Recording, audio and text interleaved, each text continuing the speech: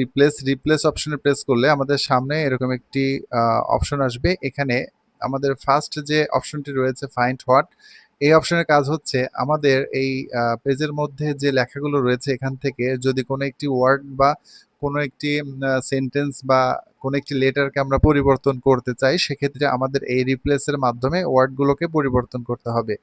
এর জন্য যে ওয়ার্ডটিকে আমরা ভুল বা যে ওয়ার্ডটিকে আমরা পরিবর্তন করব সেই ওয়ার্ডটিকে আমাদের ফাইন্ড হোয়াট যে ঘরটি রয়েছে এই ঘরে লিখতে হবে।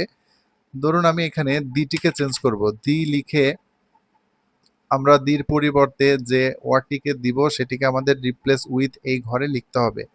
এখানে মনে করুন দির পরিবর্তে আমি টু লিখলাম। টু লিখে এখন যদি এখান থেকে ফাইন্ড নেক্সট অপশনে প্রেস করি, তাহলে দেখুন আমাদের যে যেটি আমরা যে ওয়ার্ডটির পরিবর্তন করব সেই ওয়ার্ডটিকে এখানে ধরে দিবে। যদি আমরা পুনরায় এখান থেকে ফাইন্ড নেক্সটে প্রেস করি, একটির পর একটি আমাদের এরকম ধরতে থাকবে ওয়ার্ডগুলো।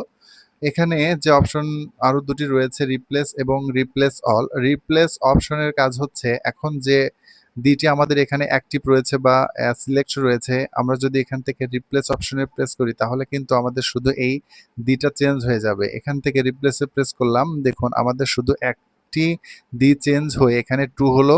কিন্তু আমরা চাচ্ছি আমাদের এখানে একের অধিক দি রয়েছে সবগুলোকে একসাথে চেঞ্জ করে টু করতে।